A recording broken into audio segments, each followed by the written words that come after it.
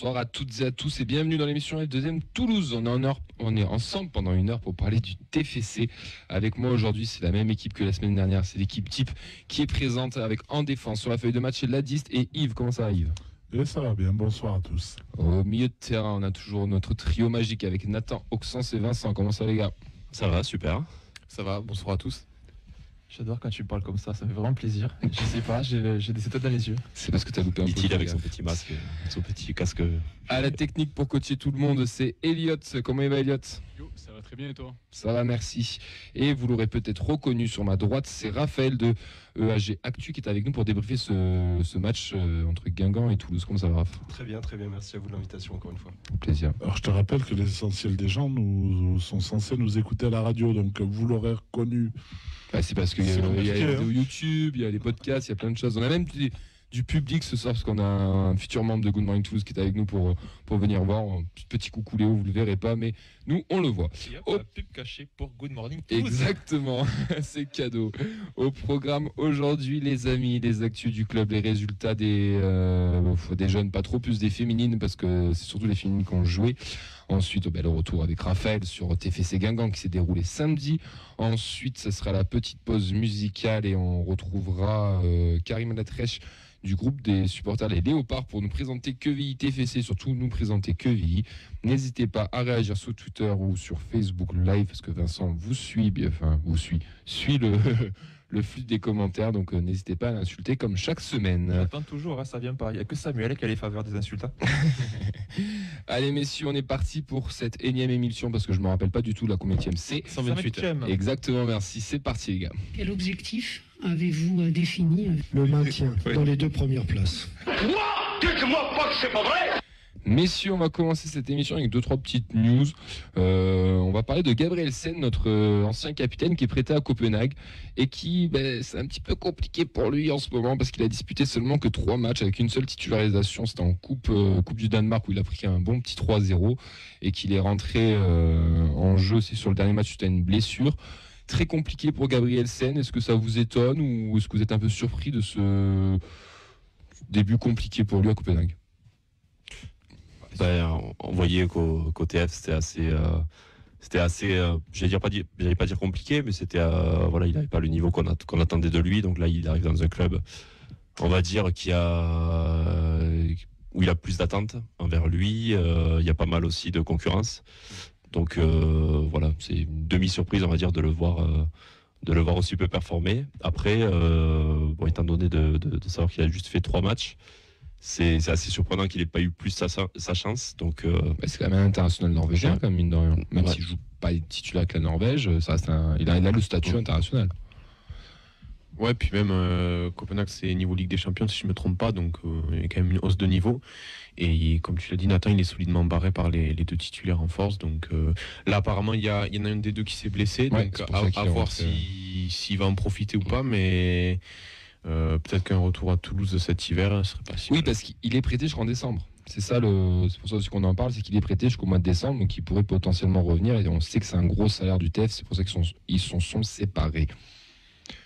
On a fait le tour. Allez, on enchaîne.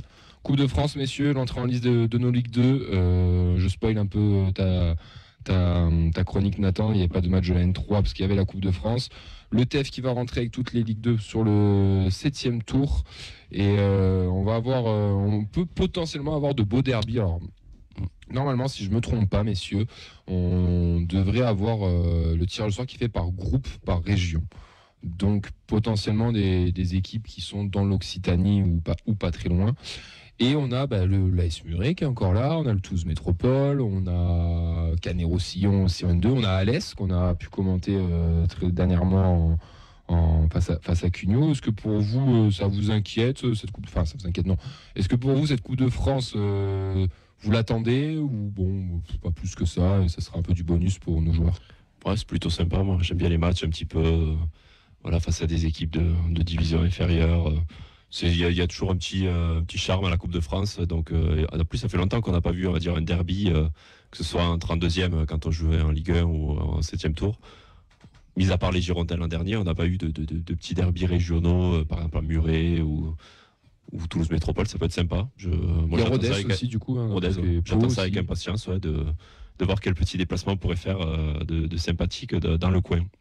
Ouais, avec le retour du public, en plus, ça va être mieux. Ouais. Moi, ce qui m'intéresse plus, c'est la rotation qu'a faire Philippe Montagnier, voir s'il va faire tourner, comme le faisait Garande avec l'équipe D, ou s'il va quand même garder quelques cadres et intégrer des jeunes du centre de formation qui jusqu'à présent n'ont pas eu leur chance. Donc, à voir. Ouais, un petit Toulouse Métropole pour rendre hommage à Mehdi, ça va être sympa, non? Ah ouais. Ah, moi je valide, moi, c'est le match que je veux. Moi, ça me... À tout moment, ils veulent l'engager pour jouer en deux. Parce qu'ils supportent aussi le Toulouse Métropole. Non mais il coach là-bas. Non mais il coach là-bas, donc à tout moment ils veulent le faire venir en équipe de seniors. À tout moment, il signe, et au final il est 3e remplaçant et il rentre pas au TEF quoi.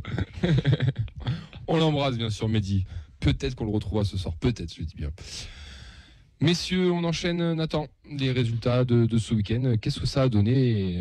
J'ai les prochains matchs pour les jeunes, mais c'est surtout les féminines qui ont joué. Il n'y avait que les féminines, comme tu l'as dit, qui jouaient ce week-end. Donc elles sont allées s'imposer à Druel 3-1 lors du 4e tour de la Coupe de France, avec un doublé de Pauline Pardon et un but de Sophie Rouget. Donc le tirage au sort du 5e tour de la Coupe de France féminine aura lieu ce mercredi et verra l'entrée en liste des équipes de D2. Donc en attendant, la section féminine du TFC, elle va reprendre le chemin de leur championnat respectif. Donc la R1 jouera à domicile dimanche contre Portet Recebedou. La R2 dimanche. Ouais. Quelle heure? Attends, j'ai pas dit. Pardon. La R2 ira jouer à Millau. Je vais voir, je pense. Et les U19 à Canet-en-Roussillon.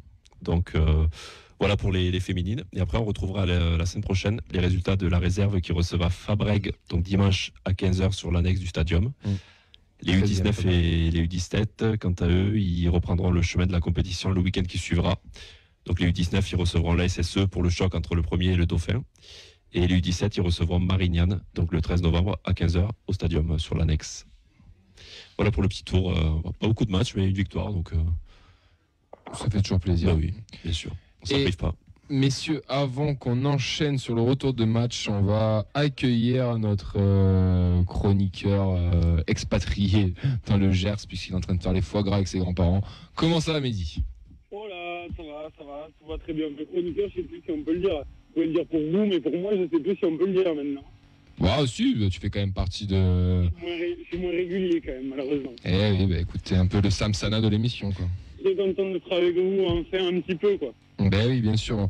Pas longtemps. On parlait des matchs de Coupe de France. Toi, t'aimerais bien que Toulouse Métropole reçoive le TF quand même. Ah, un petit Toulouse Métropole TFC, j'en rêve, un petit match au stadium, là, ça serait parfait. Ouais, pourquoi pas. En plus, d'après mes infos, à ce qui paraît, l'équipe 2 veut te recruter. Tu pourrais potentiellement être sur la feuille de match. Oui, bien sûr. En tant qu'intendant, peut-être. Coupeur d'orange. Bon, allez, on va enchaîner. On va faire le retour du match entre TFC et Guingamp. On va en profiter que Raphaël soit avec nous pour parler de ce match, puisqu'on va se quitter de toute façon, quoi qu'il arrive, bons amis, puisqu'il y a eu 2 partout. Scandaleux, vous avez été scandaleux. Vous nous avez volé la montée. Messieurs, on va faire ce retour de match. C'est Auxence qui a préparé la chronique, mais Vincent, tu veux nous dire un petit mot? Il y a juste quelques petites réactions quand même en ligne. On a Alexian qui demande si Camille, tu as récupéré tes poumons pour faire l'émission. Mes poumons, oui, mes jambes sont encore en compote. Auxence, tu peux enchaîner sur ça. Ouais, je vais faire le résumé du match TFC Guingamp, puisque le TFC, leader de plus en plus contesté, recevait Guingamp 9e samedi pour la 14e journée. Du côté compo, on partait sur un 4-3-3 avec Diarra, Nicolas Sendiakité et Dessler en défense, Vandenboomen, Spierings et De Jagereux, et en attaque Ratao, Ngoumou et Ilé en pointe. Le match démarre très fort puisqu'une petite bagarre a lieu au bout de 7 secondes après une charge de Ilé sur un adversaire. 2 minutes de gagner, c'est pas trop mal. Mais au final, la première période va surtout tourner à l'avantage des Guingampais.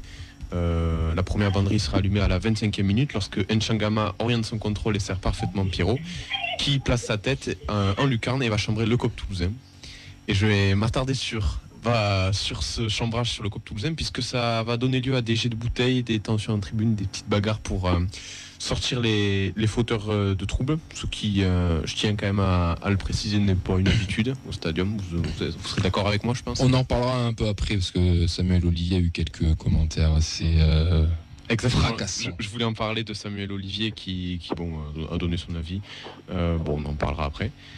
Et la deuxième grosse action de Guingamp en première mi-temps, c'est encore une fois Nchangama qui fait un petit pont magique et qui lance Pierrot, dont le centre est coupé par Diarra. Et pour le TFC, au final, la mi-temps est globalement ratée, hormis la tête plongeante de Hillet en fin de première période. La mi-temps, donc 1-0 pour les joueurs de Guingamp et pas grand-chose à retenir pour le TFC de cette première période. Qu'est-ce que vous en avez pensé ? On va dire on a bien été gêné par cette équipe de Guingamp. Le schéma tactique déjà en 4-2-3-1 nous a bien embêtés. Qui plus est avec 4 joueurs offensifs qui ont été assez percutants du côté de Guingamp, donc à savoir Livola, mais surtout le duo Mchangama et Pierrot. Ça fait que nous, on s'est retrouvés dans une situation où on n'arrivait pas à poser notre jeu, à trouver des intervalles, on était bien coupés. Donc moi je mets à crédit plutôt la bonne première mi-temps de Guingamp qui en soi on n'a pas été mauvais, mais c'est Guingamp qui a été meilleur que nous, qui nous a bloqués et qui a fait qu'on n'a pu se procurer aucune occasion. Et puis le mérite est à Guingamp qui fait pas un hold-up, qui met en place un bon schéma tactique et qui fait la première mi-temps qu'il faut. Je suis en train d'y repenser, pardon. Je trouve qu'il y avait aussi pas mal de déchets sur les passes longues aussi. Raphaël, t'es d'accord avec ce que nous dire? Moi j'ai vraiment vu une équipe de Guingamp que j'avais pas vue depuis le début de la saison, qui a vraiment très bien joué. Là j'ai changé avec mes amis durant la première période parce que moi j'étais dans le parkage et avant je leur disais mais j'ai jamais vu Guingamp comme ça jouer. Mais c'est l'équipe de branleurs Guingamp. C'est l'équipe de branleurs, ils se bougent le cul contre les grosses équipes. C'est des joueurs à moitié là qui sont à moitié endormis, qui se réveillent contre les grosses équipes. L'année dernière c'est pareil. Il est pas d'accord, Raphaël. Ouais, bon. Si on peut parler sérieusement, je dirais juste qu'en vrai, on a vraiment très bien joué. Et oui, peut-être qu'on joue contre les grandes équipes, mais le fait est qu'on a bien joué en première mi-temps, qu'on a bouffé quand même Toulouse, parce que vraiment, alors que voilà, j'habite à Toulouse, donc je regarde aussi Toulouse, ce que fait Toulouse. Et vraiment, j'étais aussi assez surpris du manque de créativité, d'échange des Toulousains, mais voilà, je me serais... Et Oxens va en parler de la deuxième mi-temps qui est totalement à l'opposé de cette première, mais voilà, on a très bien joué, on mérite ce but, je pense, parce que Toulouse n'a rien fait en face. Mais la deuxième mi-temps est totalement différente, et puis voilà. Mais est-ce que Toulouse n'a rien fait en face? Oui, mais est-ce que c'est pas Guingamp qui s'est surtout gêné cette première mi-temps? Enfin, moi, sur cette première mi-temps, je trouve que Guingamp nous gêne, nous contre bien et nous met dans le mal et mérite de rentrer à la pause avec 1-0. Enfin, il n'y a pas scandale. Hein. C'est vrai que quand j'étais venu mardi dernier, j'avais un peu de réserve sur la défense. Et justement, la défense a été très bonne avec Pierre Lemonnier et Baptiste Roux qui ont bien cadenassé Illy. Il y avait quand même des espaces sur le côté, mais sur la défense, j'ai trouvé une bonne défense qui a vraiment empêché Illy parce que je l'avais dit que Illy j'adore ce joueur et que justement je le trouve très très très menaçant et justement je pense que la charnière centrale a bien vu et l'a bien cadenassé pendant et même en deuxième mi-temps tu reviendras, mais c'est pas des buts qui sont dans la surface quoi. Bien sûr, à l'extérieur de la surface donc, bien sûr.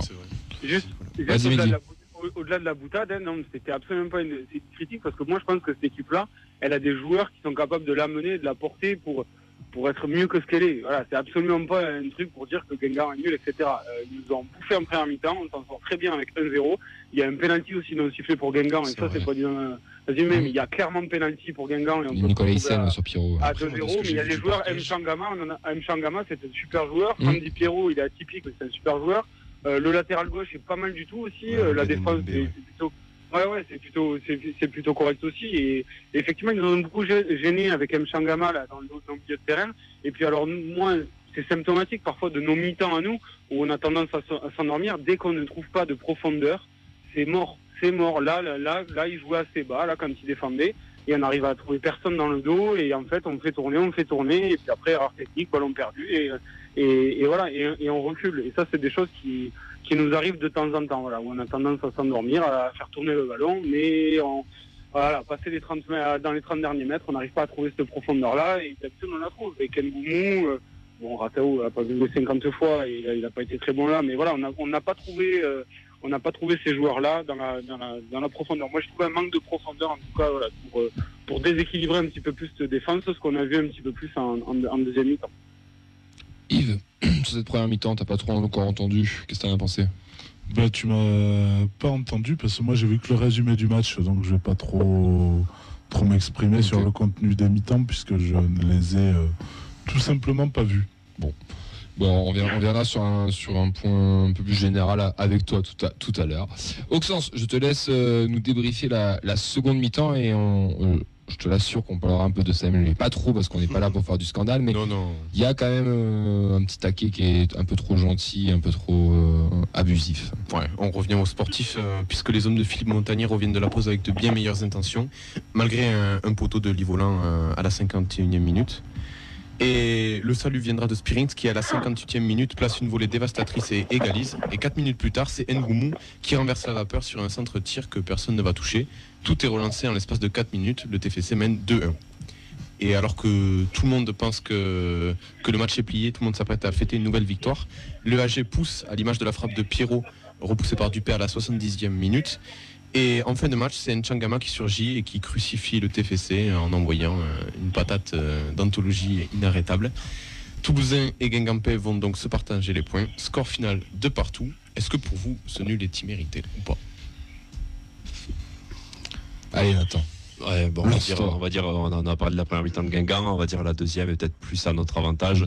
Après, on a eu j'ai envie de dire, je l'appelle la chance du champion, bon, la chance de l'équipe qui réussit, on va dire. Châtaignier. Voilà. Ben, c'est un peu la chance qu'on a eu au Paris FC la semaine d'avant, c'est-à-dire on fait confiance à des exploits individuels. Contre le Paris FC, on avait eu la frappe d'Illy, là on a eu la frappe de Spearings. On a le brin de chance aussi qui réussit avec ce centre de Ngoumou qui n'est pas dévié.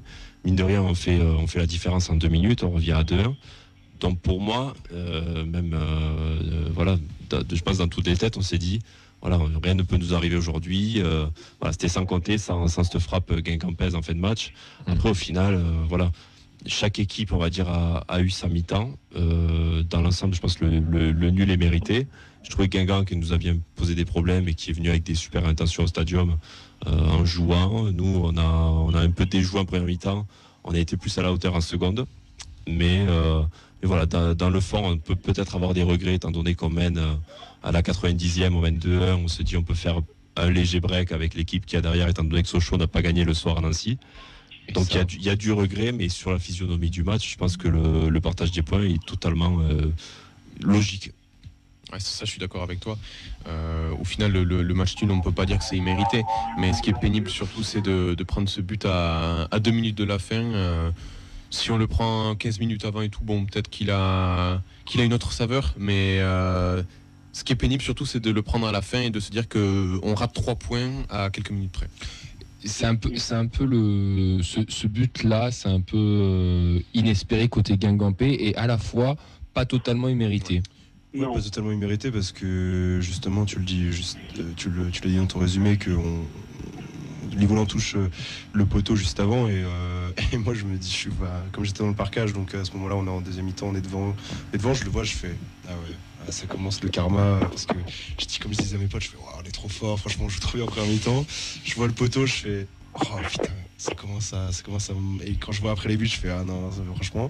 Et je pensais que après les deux buts que Toulouse avait mis, je fais ah ça va dérouler, ça va être bis repetita d'Auxerre, ils vont nous en mettre un troisième, un quatrième, un cinquième.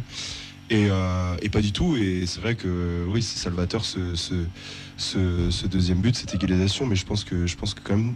Oui, c'est mérité pour Guingamp et comme Toulouse parce qu'il y a eu 2 mi-temps, il y a eu la nôtre en première et il y a eu celle de Toulouse en deuxième et on est quand même très très content de ramener un point de Toulouse chez le leader, bien sûr. Donc pour nous après moi ce que je me suis dit moi-même et ce qu'on a partagé sur AG Actu et quand j'ai vu les joueurs, j'ai juste dit je leur ai dit qu'il fallait pas lâcher quoi. Il faut juste continuer dans ses performances pour nous. Je pense que Mehdi n'a pas tort, cette équipe de Guingamp. Enfin moi sur le match, après je t'avoue c'est le seul match que j'ai regardé de Guingamp de la saison, hein, mais cette équipe de Guingamp m'a plu et nous a posé pas mal de problèmes. Quand nous a posé des problèmes au stadium, mais m'a pas impressionné non plus Guingamp. J'ai l'impression qu'il y a des joueurs qui sont là, de là à dire qu'ils sont champions et deuxième, non, tu vois, mais ils peuvent aller emmerder les barragistes. Hein. On en parlait en off avec Nathan tout à l'heure, c'est vrai que ce club a toujours été comme ça, emmerdé, entre guillemets, les gros.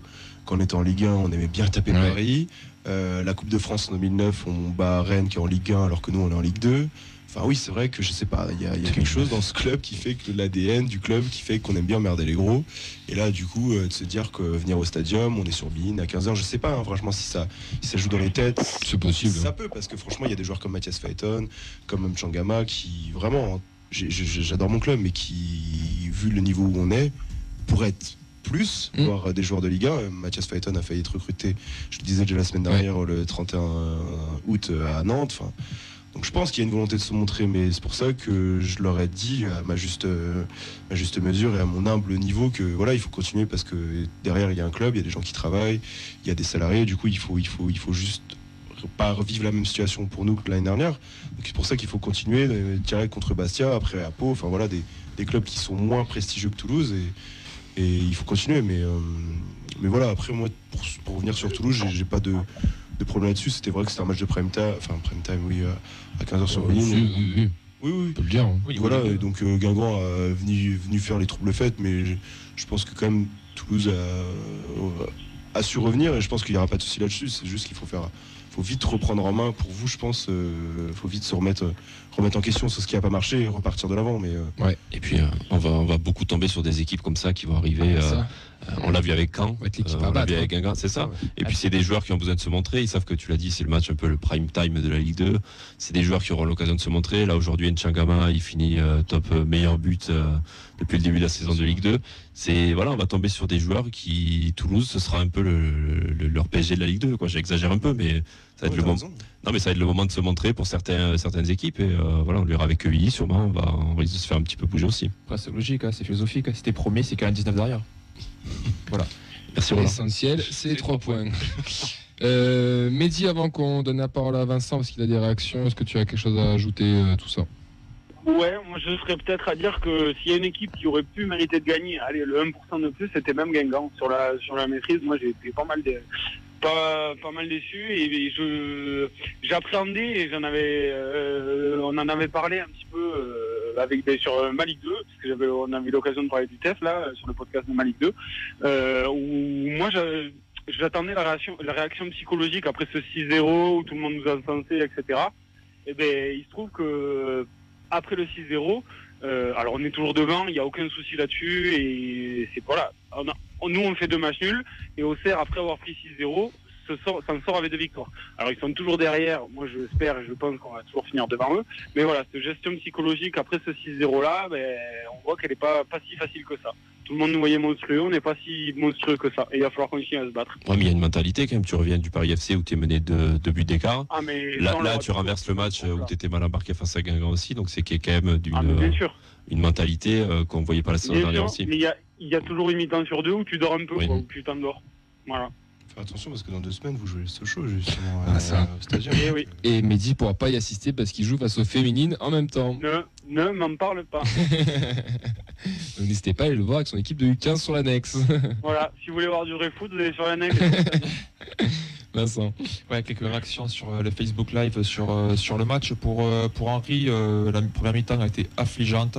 On a Paco qui revient sur les commentaires de Bean. Pour lui, c'était scandaleux. Écoutez, Bean, on dirait que les supporters sont des hooligans. Pour Johan, ce qu'il a vu, ça l'a agacé. Il a vu la même première période que contre le Paris FC. C'est pas le seul à avoir fait le parallèle avec le Paris FC. Pour Anaïs, on s'est quand même un peu fait chier sur la première mi-temps et en deuxième mi-temps un peu mieux. Sur l'ensemble, le match nul est mérité. C'est à peu près ce qui ressort. On a aussi Henri pour qui le match nul était équitable. Donc c'est à peu près le niveau général. Messieurs, on va revenir un peu sur cet épisode Bein. Auxence et Elliot, vous étiez au match, tous les deux, vous étiez vraiment devant tout ça. Qu'est-ce qui s'est passé sur les faits? Et après, nous, on va expliquer ce qui s'est passé à la télé, parce qu'on l'a regardé à la télé. Alors, en tout cas, de mon point de vue, tu vas me dire si c'est ça, Elliot, Il t'écoute pas, là. Tu l'as paniqué, le pauvre. Non, on a forcément Franzi Pirot qui vient devant le COP avec un geste assez explicite. Forcément, mauvaise réaction des supporters, balancer beaucoup de verres, de gobelets de bière. Il y en a même un qui balance une bouteille de coca en verre sur lui. Bon, là, c'est n'importe quoi. On est d'accord. Attends, excuse-moi, une bouteille de coca en verre? Je crois, je suis pas sûr. C'est impossible. Voilà, en tout cas, une bouteille de coca pleine, ça c'est sûr. Peut-être pas en parce que si elle est en verre, c'est pas les supporters qu'il faut blâmer, c'est la sécurité. Que le club se mette au boulot. C'est moi qui me suis trompé. C'est les deux, du coup. Excusez-moi, bon, en tout cas En plus, on connaît ça avec de la sécu, en fait, gaffe. On peut l'appeler de suite, là. Bon, pour épiloguer, voilà, c'est une bouteille de soda pleine. Et une polémique de plus par les violets. Allez, Fort Royal. Non, mais donc forcément mauvaise réaction, mais est-ce que ça a été avant qu'on en vienne aux commentaires, comment ça a été géré dans le virage cette situation? Bah alors justement, bon après ça s'est excité complet et quelques minutes après on a une bagarre qui éclate. Alors pour être honnête, le début je le vois pas. Je vois que ça commence à se boxer au point comme ça en bas. Par contre, ça je suis sûr, il y a un mec de la sécurité qui exfiltre un supporter. Et après match, j'ai vu la version donnée, ça serait le fameux mec qui aurait balancé cette fameuse coca en verre et qui en fait s'est fait virer du COP et forcément lui il a pas voulu sortir, donc d'où la petite bagarre. Et à partir de là, voilà, ça a donné lieu apparemment à un long monologue de Bein sur la condition des supporters. Moi je l'ai revu le match et du coup je l'ai revu hier. Merci, le 1er novembre. Et j'ai revu, et c'est vrai que j'ai voulu vraiment voir, j'ai pas vu. Bein ne montre pas aucune image. Ouais, voilà, Bein n'a pas montré les images. Donc après, avant qu'on parte sur le débat, c'est vrai que c'est.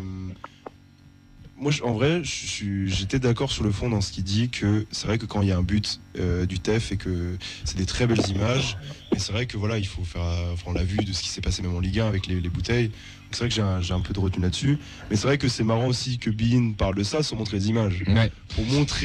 Pour parler de ça et être légitime, parce que là on parle quand même de journalisme, de montrer des choses. Si on montre des choses, il faut. Enfin, si on parle de choses, il faut quand même les montrer pour voir. Pour se faire une opinion totale en fait. Alors pour revenir de ça, après ce que je voulais te faire dire que tu n'as pas dit malheureusement, mais c'est qu'aussi qu'Alex Roux dans le virage a quand même aussi un petit appel au calme en mode stop machin nanana, comme il le. C'est le capot. C'est le capot, ouais. Okay, comme il fait aussi à chaque fois qu'il y a des pseudo-débordements, etc., que le virage, j'insiste, et je pense que Yves m'arrêtera si je me trompe, mais quand même très bien géré, et encore plus aussi depuis que Roux est là, et que ce genre d'incident en général n'est pas accepté dans les virages. Maintenant, Bein, pour reprendre des propos, alors je les ai plus en tête exactement, mais de ce que nous disait Samuel Olivier, c'est que c'était inacceptable parce qu'il y avait des moments de joie qu'un panneau publicitaire pu être tombé, à un moment donné sur un truc, sur un but, un panneau publicitaire serait tombé, ça aurait pu blesser un joueur, et il a même dit, et ça je me retourne vers toi Yves, parce que je pense que toi tu auras la réponse, que apparemment le parvis du stadium, le petit ce qu'il y a entre les classes assises et le but serait interdit. Moi personnellement ça fait plus de 10 ans que je joue au stadium, je n'ai jamais entendu ça et j'ai toujours été en bas, que ce soit à la mi-temps, au début de match ou quoi que ce soit. Donc est-ce que tu peux nous éclairer? C'est bien la première fois où j'entends que le parvis du stadium est interdit. Depuis que je traîne mes guêtres au stadium, on n'a jamais eu un agent de sécurité réclamant l'interdiction du parvis. Le seul moment où le parvis a été interdit, c'était pour le craquage organisé, pour qu'il n'y ait pas de blessure avec l'utilisation des fumigènes en bas. Sinon, le parvis est tout à fait une zone qui est adaptée, autorisée et sur laquelle il n'y a aucune restriction à ce niveau-là. Si je peux me permettre, pour nous, par contre, c'était interdit. Alors, parce pour que les toi, supporters visiteurs, c'est oui, pas pareil. parce que c'est pour ne pas pouvoir accéder en fait à l'autre côté du parcage, puisque il n'y a pas de séparation au stadium entre les supporters visiteurs et le parcage entre le parcage visiteur et les supporters présents au virage ouest. Et c'est un super parquage, en tout cas, comme je suis allé là, je suis retourné samedi, super parquage en tout cas au TEF, vraiment, c'est vraiment un super parquage avec des agents de sécurité vraiment top, hein, vraiment, c'est bien, tu as raison de le souligner, c'est très bien. Et juste pour encore accentuer un peu tout ça, ce parvis, quand il y a eu le Covid, rappelez-vous qu'on n'avait plus le droit de sortir dans nos fameuses portes, on devait se diriger tous vers là, et ce sont aussi des entrées de certaines portes du virage. Donc, je n'ai rien contre Samuel Olivier, mais non, mais après renseigne-toi. Il fait du journalisme à peu près comme toi quand tu ne sais plus quels sont ses propos. Et moi, je ne suis pas journaliste. Entre journalistes à peu près, salutations à Samuel Olivier. Et puis, il a dit autre chose. S'exprimer. Il a dit autre chose sur lequel je pense qu'on peut tous être d'accord. Effectivement, le parvis, c'est un peu n'importe quoi, mais ce parvis, en fait, il donne accès aux panneaux publicitaires. Et c'est surtout ça. Et on l'a vu en début de saison, une fois, c'est arrivé que le panneau publicitaire s'écroule. C'est ce qui fait référence, que ça les avait choqués apparemment. Ouais, de la choquer, machin, etc. Mais effectivement, c'est peut-être c'est peut-être une petite faille de sécurité et ça on ne peut pas l'enlever. Après qu'il ait été excessif. Alors je t'arrête immédiatement. Si c'était une faille de sécurité, s'il y avait eu un problème, ne t'inquiète pas que la LFP aurait tapé fort d'entrée. Et il n'y a même pas eu un rapport de la LFP sur l'incident. Oui. Mais tu sais comment ça se passe, Yves. Le jour où effectivement, comme il l'a dit, il y a un joueur qui est juste derrière, ça lui tombe sur la jambe et ça lui pète la jambe, ben là il y aura peut-être une interdiction. Voilà, après effectivement ça peut arriver une fois sur... et le jour où un joueur glisse dans les escaliers pour descendre sur la pelouse, on interdit les escaliers ? On est d'accord, mais le fait est que c'est déjà arrivé cette année, on l'a vu, et que voilà, ça peut arriver, et le truc c'est que tout le monde se précipite sur ça, et que c'est peut-être quelque chose qui peut se reproduire. Ouais, ça, c'est du journalisme à peu près, avec du sensationnalisme. Il est en manque d'événements à Toulouse, et il aimerait bien avoir un événement à Toulouse pour se faire mousser. Moi je pense qu'il y a même...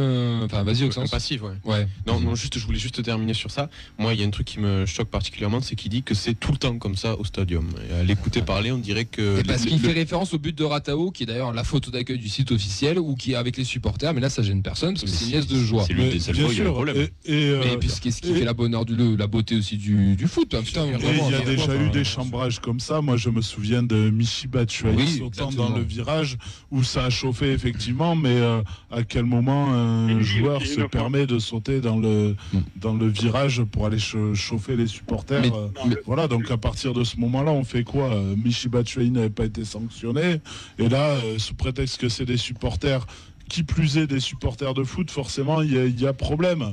On n'a jamais eu autant de débats quand il y a eu des bagarres générales au rugby. Je me souviens du Biarritz où le père d'Harry Nordecki descend sur la pelouse et où c'est les valeurs de l'Ovalie. Donc voilà, au bout d'un moment, faut arrêter les conneries. Là, il y a un abruti qui a jeté une bouteille, qui est en garde à vue, qui passait normalement en comparution immédiate aujourd'hui, si je dis pas de bêtises. Voilà, à partir de là, les choses ont été bien faites, et les supporters toulousains sont intervenus pour justement châtier le mec auteur des débordements, parce qu'on ne veut pas de ces débordements-là à Toulouse. Donc après, j'ai juste envie de dire à Samuel Olivier, ferme-la à tout jamais, garde ton métier de journaliste, commande du foot si t'en es capable, et viens pas parler quand tu n'es au courant de rien et que tu ne sais pas de quoi tu parles. Mais sur ça, sur les gens qui jettent des bouteilles, on l'a vu en Ligue 1, voilà, il faut qu'il y ait des sanctions. Mais la sanction a été immédiate, voilà, il était viré. C'est pour ça que voilà, je voulais juste rajouter ça, que voilà, c'est très bien qu'il y ait une sanction pour des gens de venir voir un match de foot. C'est sûr qu'on est tous un peu des fois comme des animaux, quoi. Quand il y a un supporter, quand il y a un joueur qui vient nous chambrer, je pense qu'on aurait peut-être fait pareil dans le parcage aussi, mais voilà, il faut qu'il y ait une barrière, on jette pas quelque chose sur les joueurs, et voilà, tant mieux que cette personne-là a été condamnée, et que voilà, mais bref. Allez. Le souci, dernier mot, c'est que j'avais peur que ce soit préjudiciable aux Indians, étant donné qu'ils ont été quand même irréprochables depuis le début de la saison. J'avais peur que ce soit que ça leur retombe dessus, l'image de l'ultra qui... Oxens est témoin, et je pense qu'on a tous été témoins au moins une fois. Roux a fait un appel. Oui, bien sûr. Même la dépêche, j'ai envie de dire, a salué le comportement des Indians. C'est pour dire, si la dépêche pourtant, on les a connus plus souvent très promptes à dégainer de la virulence.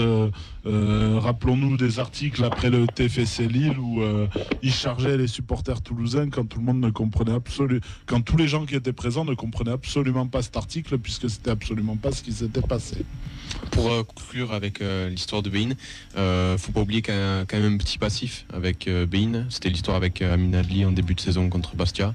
Donc je sais pas si ça peut jouer dessus. Peut-être qu'ils ont pas leurs petits accès, que ça leur plaît pas, qu'ils veulent taper. Écoute, on sait pas. Nous, on va laisser l'antenne libre, et on ne pourra pas qu'ils viennent réagir avec nous. Hein. Nous, on est ouvert au dialogue, bien sûr. En tout cas, qui se fait insulter donc c'est cadeau. Messieurs, revenons aux sportifs sur les 2-3 dernières minutes qui nous restent, parce on va finir un petit peu en retard. Le top et les flops rapidement. T'as mis quoi, Oxens? En top, moi j'ai mis Spearings. Ok, oui, Vincent, tiens. Si tu veux, j'ai les tops des supporters. On a Henri pour Lucie Spearing aussi, Anaïs, c'était Spearing et Bafou. Pareil pour Jean-Louis, Bafou et Spearing. C'est les trois qui sortent le plus. Bon, pareil, je mettrai la mentalité de l'équipe aussi, qui a eu mérite de revenir et de jamais lâcher. Cette saison, on sent que ça lâche jamais. Et à titre individuel, je mettrais Diakité qui a été taille patron en défense et Spearings qui nous a mis sur le Elliot, il fait des petits gestes d'humeur là-bas. Il a pas l'air d'accord, Elliot. Pas trop sur Diakité. Après, c'est chacun sa vision. Mais moi, je trouve qu'il a pas fait un match exceptionnel. Déjà rien qu'au duel avec Pierrot, il se faisait bouger et tout physiquement. Et après, sur les interventions, je trouvais qu'il était un peu pas à la ramasse, mais des fois il était en retard. Je sais pas, je trouve qu'il a pas fait un si bon match comme ça. Le petit. Il était au match. Le gros Vivien. T'es top à toi, Raphaël, côté Guingampé. Mchangama Pierrot, j'avais dit Pierrot que j'aimerais bien qu'il marque. Donc vraiment, je suis très content. Je suis content qu'il continue comme ça parce qu'il a eu une période difficile avant. Et si je mets pas Mchangama, je très bon joueur. Très bon. Voilà, il y a son but forcément qui est exceptionnel, qui restera dans les mémoires. Mais il y a tout. Il y a ses prises de balles, il y a sa talonnade à moitié à la Zidane là, quand il y a une image très. Ce petit pont sur Diarra, je crois. Diakité. Et c'est dommage que l'action va pas au bout parce qu'il y a après il y a la passe à Pierrot qui leur met mal à les volants, donc en vrai on aurait pu remarquer. Puis la connexion entre les deux est quand même. Vraiment. Et tes flops côté Guingampé, nous on fera les flops toulousains. Mes flops, ça reste quand même Diarra parce que franchement. Non, Toulousain, Guingampé. Oui, Guingampé. Vous parlez de. Parce que nous aussi dans nos flops, donc c'est pour ça. Oui. Voilà, j'ai beau être supporter Guingampé, mais. T'aimes un flop qui est mauvais pour les équipes. Mais enfin voilà, ça se passe très vite, c'est au coup d'envoi, donc je suis pas forcément très attentif. Donc je me dis mes potes ils me disent qu'est-ce qu'il fait, il y en a qui disent c'est Ili qui le rentre dedans. Du coup j'ai regardé le match pour me faire ma propre idée, j'ai fait mais qu'est-ce qu'il fait Qu'est-ce qu'il fait On vient de commencer le match. Et franchement, quand même, sur le match en lui-même, il y a quand même eu des tensions à la fin du match. C'est à moitié flippé. J'ai pas vu qui avait envie de se la mettre, mais je sais pas, j'ai trouvé qu'il y avait une bonne ambiance. Et aussi peut-être la faute de Diarra qui commence dès la deuxième seconde à faire ça. Donc pour moi, c'est le flop sur ce qui s'est passé. Et même j'ai trouvé que en deuxième temps, justement, c'est dans le milieu qu'on a perdu la bataille. Et c'est pour ça que Toulouse est revenu. Ouais. Samuel Villiers n'a pas fait remarquer que Diarra était un fouteur de trou quand même. On l'embrasse. Nos flops côté toulousain, moi je mettrais Moussa Diarra, c'était très compliqué, moi j'ai trouvé pour Moussa. C'est celui qui ressort le plus, c'est pour Henri pareil. Guillaume ajoute Ratao de Yaguéré. Ratao Diarra pour Anaïs, Diarra de Yaguéré pour Jean-Louis. J'ai 2 flops perso si je peux les ajouter. Oui. Mehdi, parce que son son est absolument dégueulasse, il pourrait pas se mettre dans un endroit correct pour parler. L'autre flop, c'est la buvette. La bière est tellement dégueulasse que les supporters la balancent sur le terrain directement. Voilà. Moi j'ai envie de dire à Diarra, je finis avec Diarra, c'est tout le monde lui a cassé du sucre un peu sur le dos. Il n'a pas été bon certes, mais il est meilleur quand il est dans une défense en 3. Oui, il est moins bon quand il est latéral gauche. Voilà, c'est bon. Je suis tout à fait d'accord. Tout à fait d'accord avec toi. Et sinon, je rajouterais de Yaguéré aussi qui était inexistant. Et je tiens juste à souligner que de Yaguéré, ça fait un moment là qu'il revient. Qui revient souvent dans les flops. Très très souvent dans les flops et il y a un petit souci avec lui qui était si bon l'année dernière et qui est si entre guillemets mauvais cette année. Ouais. Mehdi, pour finir. Oui. Et après on te laisse tranquille. Il y a quand même un joueur qu'on n'a pas cité, qui a vécu un match complètement parallèle avec Franzi Pierrot, c'est-à-dire que c'était du catch, tout simplement. C'est Nicolas Hyssen. Nicolas Hyssen, Franzi Pierrot, à grand coup d'épaule dans la gueule. Ils se sont, c'était autre chose, c'était un match parallèle les deux. C'était assez bizarre. Et d'ailleurs, il s'est fait assez souvent bouger, malgré qu'il soit costaud. Le Franzi Pierrot, il a été bien plus costaud. Et donc voilà, donc il peut apparaître dans les semi-flops, Nicolas Hyssen, même si ça reste. Moi, je suis à l'origine des 2 buts. Dessler en première mi-temps, le seul qui est dangereux, il récupère un ballon, il frappe derrière. Et Ngoumou Dessler, moi je mettrais le duo ensemble. C'était des cons, c'était des gros cons. 10 mannequins toulousains sur la pelouse. J'ai eu au téléphone, il m'a dit fonce au TFC, c'est vraiment c'est une famille. Il y a des joueurs comme Chantôme, comme Jonathan Zebina, qui peuvent t'encadrer. Et puis surtout avec encore plus d'ambition. Tu mens, il ment. Alors on le répète tous les ans. Et il y a des saisons où pérenniser, ça passe d'abord par bien défendre. Et pour cette preview, messieurs, quoi de mieux que d'avoir un supporter adverse. Et on va accueillir Karim, supporter et cofondateur des Léopards de Quevilly-Rouen. Comment ça va, Karim ? Ouais, très bien, très bien. Un peu pressé devant le match, d'assister au match de samedi. Et pour nous, j'espère notre première victoire. Donc on sait que Toulouse est une très très très bonne équipe. qui joue très très bien. Et nous sommes motivés. D'ailleurs, notre entraîneur Bruno Alès qui a préparé ce match. Donc voilà, on est là, on sera derrière eux, apporter. Alors oui, une association de supporters qui a vu le jour il y a 1 an.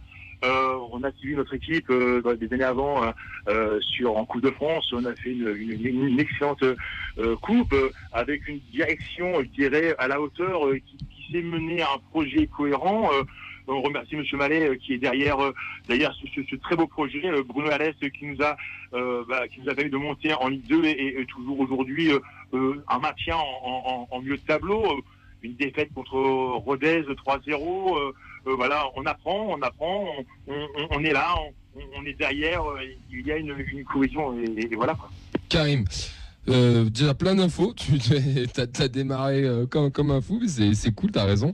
Juste avant qu'on parle de QRM et de votre début de saison, est-ce que tu peux te présenter un petit peu et nous dire, nous parler un peu plus de cette fameuse association que tu as montée? Alors moi on est fan de foot à la maison, j'ai mon fils qui aussi sur des projets d'entraîneur, enfin bref, dans une phase aussi qui lui plaît. Mon petit dernier pareil, on est footeux, on était sur l'équipe de France. J'ai emmené, on va dire, j'ai fait des matchs, envoyé des bus, aller voir l'équipe de France sur Paris. On est de Rouen, on met des enfants au centre de formation. Je suis dans l'associatif, on crée du lien, le foot c'est un vecteur. Beaucoup de gens nous suivaient. Donc dans cet effet-là, on a aussi une équipe locale. Nous sommes à Rouen, on a aussi l'équipe de Rouen, QVI. Je dirais 2 belles équipes qui ont un nom. Je dirais nous, le sport, le foot, c'est des valeurs. Les valeurs nous rassemblent. On n'est pas on est supporters de foot, hein. On a une équipe, on est d'autres. Je suis Marseillais dans l'âme, voilà, petit depuis toujours, mais QV dans le cœur. Donc c'est pour ça qu'on a voulu, Monsieur Mallet, la direction de QRM, a souhaité créer une dynamique collégiale au travers de supporters. Et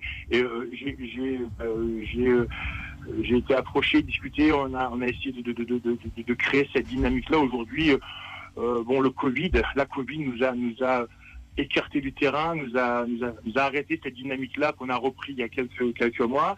Nous avons créé une association de supporters, je dirais pas ultra, convivial, collégial, le sport qui nous anime, pas de violence, pas de mots hard, toujours vecteur de supporter et d'être là. Donc on l'a créé, elle s'appelle l'association Les Léopards. Les Léopards, c'est l'emblème du club, c'est le léopard. Parce qu'on se demandait la question, pourquoi les léopards? Parce que c'est plus associé au public du Congo, si je dis pas de bêtises. Voilà, alors le club c'est QRM, QVI Rouen Métropole. L'emblème c'est le léopard. On n'a pas réinventé. On a essayé de travailler ensemble, unis pour gagner. Donc voilà, on a créé cette association.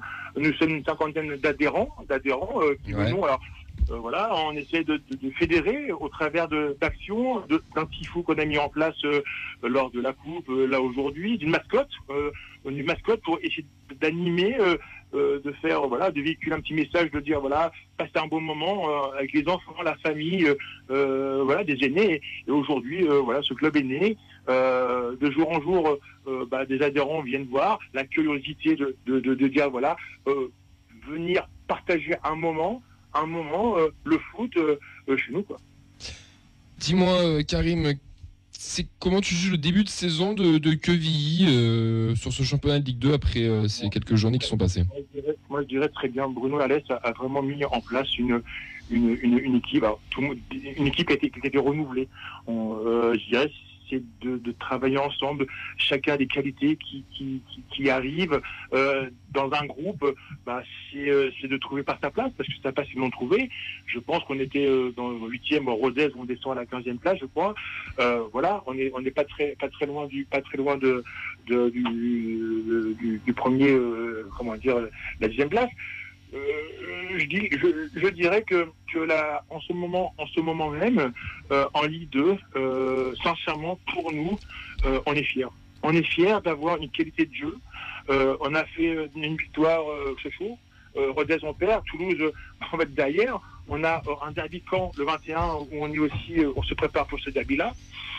Je pense que Bruno Herlès a une composition d'équipe. Il sait mener cette équipe. Tout le monde pense peut-être que Villiers va redescendre comme il est remonté aussi vite. Non, je pense pas. Je pense que la direction, le coach et nous-mêmes, il y a vraiment une envie de montrer que cette fois-ci on porte et on moule le maillot, quoi. Les ambitions pour Quevilly, du coup, c'est le maintien dans cette Ligue 2. Je pense, comme tout le monde, oui, je pense, un maintien parce qu'on a un petit club, avec une façon de travailler. Dans la direction, il y a eu des nouvelles personnes qui sont dans la directive, dans la côté direction, qui font très très bien le travail. Il y a une cohésion, il y a une envie de. Je suis rentré, je connaissais pas trop, je connaissais pas les personnes en l'occurrence, mais le fait de rencontrer cette personne du club, de direction, il y a vraiment une envie, quoi. Il y a vraiment une fratrie, il y a vraiment, voilà, c'est tout un ensemble qui se met en place. Je pense que cette année, on peut être en milieu de tableau, même voire plus, 8e. On a la possibilité, même je dirais, être un peu plus. On a un bon jeu et merci à Bruno de l'animer. C'est génial, quoi. Eh bien, si tu nous dis que vous avez un bon jeu, quelles sont vos forces avec Quevilly-Rouen? Parce que nous, Toulousains, on aimerait savoir quelles sont vos forces. On a quand même Mamadou Haddad, qui est un milieu gauche qui commence à percer et à mener dans le jeu, et notre buteur, Nazon Ken. Et je dirais que c'est des éléments qui apportent un style de jeu et qui complète et qui nourrit la façon de vouloir aller marquer, quoi. Et vos faiblesses, du coup? Comment? Et vos faiblesses? La faiblesse, je dirais, on vient de monter, on vient d'arriver en Ligue 2. La faiblesse, c'est qu'on apprend. On va dire, on apprend de jouer en Ligue 2. C'est un championnat qui est différent et c'est vrai qu'aujourd'hui il y a aussi la pression, il y a les caméras, la médiatique, il y a tout ça qui est en jeu. Donc je dirais que c'est ça que je pense que Bruno a réussi à amener, une certaine aisance, une force d'adaptation et de se retrouver dans des moments clés, les clés comme samedi à Quevilly contre Toulouse, quoi. Et s'il y a un petit joueur à suivre côté Quevilly-Rouen, un petit jeune qui pour toi n'a rien à faire ici, qui pourrait être bien plus haut, ça serait qui? Il a beaucoup à faire, c'est M. Haddad, il a beaucoup à faire, il a l'esprit de jeu, et il a l'envie, et puis il se plaît bien, techniquement il est parfait. Il se plaît parce qu'il y a vraiment, je dirais encore, je le redirai, M. Mallet a réellement mis l'envie de fédérer un groupe, et notre entraîneur, notre coach Bruno a aussi cette envie-là. Il y a vraiment un esprit d'équipe, et je dirais que on le voit à l'entraînement, on les approche, ils sont motivés, et je pense qu'ils le prouvent sur le terrain, quoi. Le maillot, le mot, ici, on Rodez. On est passé à travers, comme tous. On peut passer à travers d'un match, ce qui est normal. C'est une équipe, on a une faiblesse d'avoir un moment clé, voilà. Et puis sur un autre match, on a la patate, et puis voilà, quoi. Ton point de vue de là-haut du TFC, c'est quoi? Comment vous voyez le TFC? Est-ce que vous le voyez comme l'ogre de la Ligue 2 ou comme une équipe à part entière que vous pouvez taper? Toulouse est une très belle équipe. En Ligue 1, moi j'ai 50 ans, le foot c'est ma passion. Pour moi, Toulouse est une belle équipe.